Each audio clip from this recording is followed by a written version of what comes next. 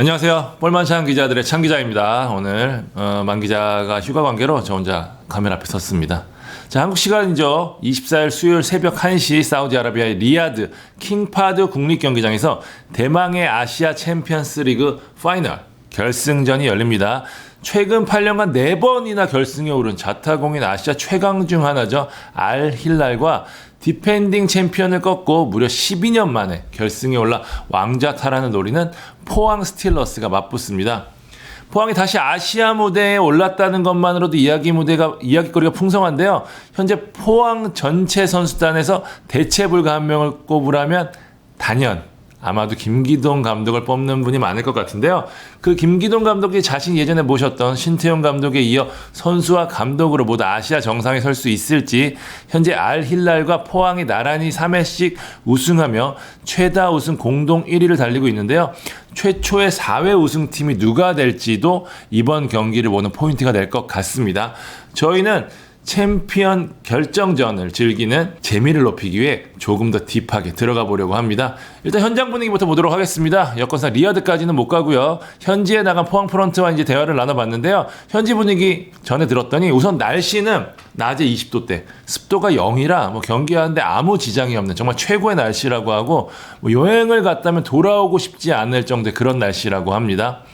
이 쾌적한 날씨. 사실 이번 결승전이 아릴라 홈구장에서 열리는데, 우리가 흔히 이제 중동 원정하면 이제 텃세라는 단어가 자동으로 좀 떠오르잖아요.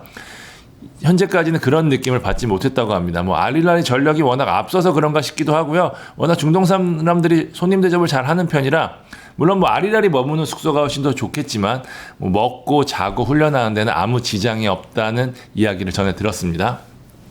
예전에는 리야드 공항에 들어서는 순간부터 여기저기 알릴랄 관련 사진이 붙어있는 분위기에 압도됐다고 하는데, 딱히 그런 건 보지 못했다고 하고요. 에피소드라고 하면은 이제 포항 엠블럼을 단 동아시아 사람들이 우르르 지나가니까 알힐랄 팬으로 보이는 사람이 알릴랄이 이길 거야 라고 말했다는 소소한 에피소드 정도밖에 없더라고요.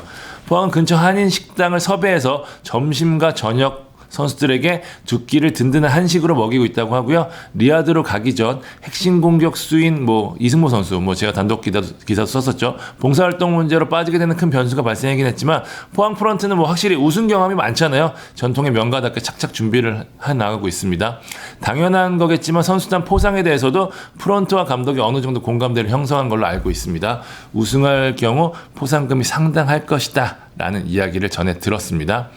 경기장 밖에서는 역시 포항의 레전드죠. 박태하 프로축구연맹 기술위원장이 22일 레전드 자격으로 리야드를 향합니다. 경기 전 알 힐랄 레전드와 함께 트로피 관련 행사를 할 것으로 알려졌는데요. 박 위원장이 이끄는 TSG 테크니컬 스터디 그룹 팀이 포항의 알 힐랄 영상과 전력 분석 자료를 제공한 것으로 알고 있는데, 1990년대 이 두 번의 우승을 이끈 레전드가 직접 방문한다면 선수들도 큰 힘을 얻게 되겠죠. 20일 박태하 위원장과 통화를 했는데요. 포항이 꼭 우승했으면 좋겠다라는 메시지를 남겼습니다.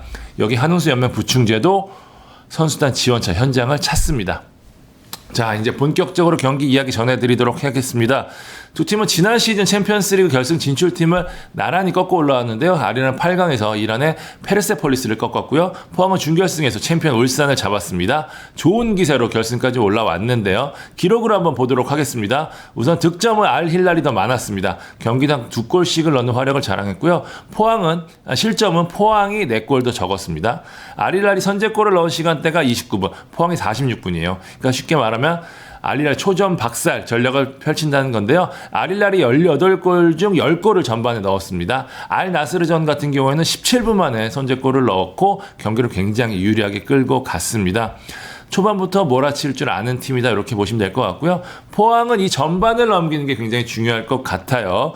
알릴랄 후반 30분 이후에 득점이 아예 없거든요. 그러니까 절체절명의 상황을 만들지 않고 초반부터 좀 편하게 경기를 이끌어갔다는 건데, 반면에 포항은 14골 중 43%에 달하는 6골을 후반 30분 이후에 넣었거든요.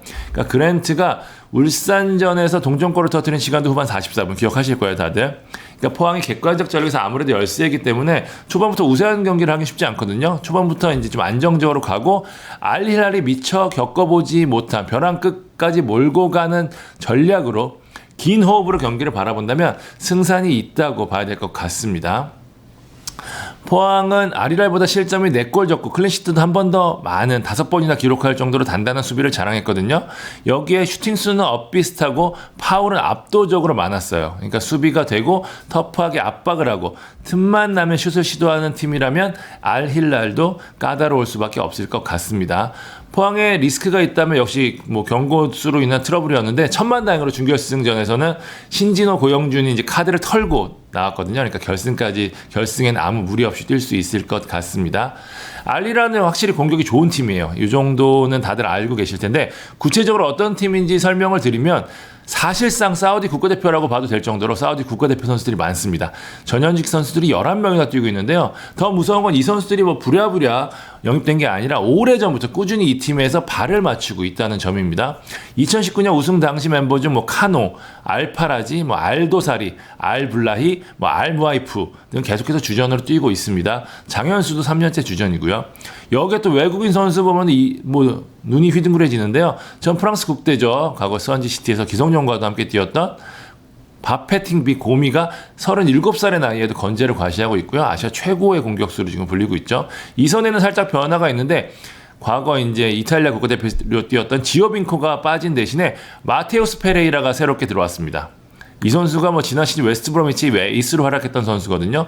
여러 사정 때문에 사우디에 오게 됐는데 16강과 8강에서 확실한 어시스트를 기록하면서 자신의 클래스를 과시했고요. 우측 공격수로 나선 마레가는 사실상 뭐 지금 유럽에서 뛰어도 손색이 없는 선수거든요.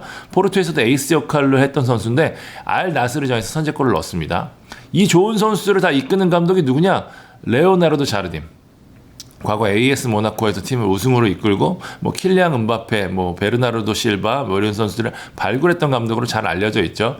이 감독이 이끌고 있습니다. 기본적으로 알 힐랄은 4-2-3-1을 쓰는데 뭐 1, 2사는 외국인 선수 위주로 꾸리고요. 중원과 수비는 사우디 국가대표에다가 여기에 과거 한국 대표팀에서 활약했던 장현수 뭐 불미스러운 일이 있어서 대표팀에 멀어지긴 했지만 실력만큼 확실한 선수잖아요. 공격 자원들의 개개인 능력이 뛰어나서 살짝 가려지기는 했는데 수비는 경기당 평균 한 골씩을 내줄 정도로 최상은 아닙니다. 그러니까 우리가 좀 포항 입장에서 노려볼 만한 구석이 좀 있다는 얘기인데 여기에 장현수의 센터백 파트너죠. 알블라이가 근육 부상을 당했는데 여기에 경고 누적으로 이번 경기에 뛰지 못하는 것으로 알고 있습니다. 포항이 노릴 만한 구석이라고 봐야 될 것 같아요. 알릴랄 설명 여기서 마치고요. 포항 상황도 좀 정리해 보도록 하겠습니다. 사실 뭐 포항은 변화를 주기 애매할 정도로 좀 자원이 부족한데 21명이 현재 사우디에 가 있거든요. 거의 다 뭐 예상한 멤버입니다.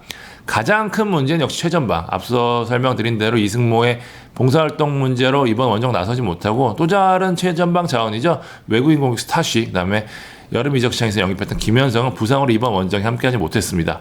내세울 수 있는 카드가 이호지 아니면 크베시치 팔라시오스, 제로톱 형태인데 지금으로서는 팔라시오스 원톱. 그 포항 내부에서는 지난 울산과의 아시아 챔피언스리그 4강전과 비슷한 라인업이 되지 않을까 예상하더라고요.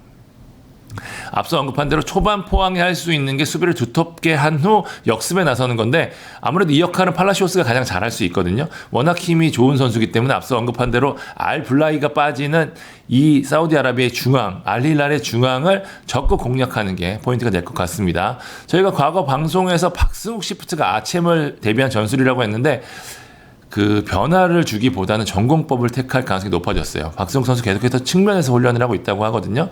골문은 이준이 지키고 강상호, 그랜트, 권한규, 박승욱이 포백을 구성할 전망이고요.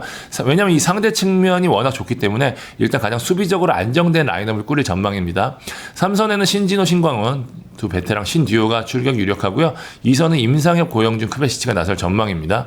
김기동 감독이 사실 이런 큰 경기 혹은 좀 불리한 상황에서 깜짝 카드를 많이 쓰는데 앞서 언급한 대로 지금 변화를 줄 만한 자원 자체가 없기 때문에 깜짝 카드를 쓰기도 좀 애매한 수준이거든요. 그 벤치에서 써먹을 수 있는 자원이 뭐 이호재, 권기표, 김호남, 이수빈, 전민광 정도거든요. 그렇기 때문에 이제 강상호, 박승욱을 경기 중에 어떻게 쓰느냐가 중요한데 그런 의미에서 키플레이어는 강상호가 저는 될 거라고 봅니다.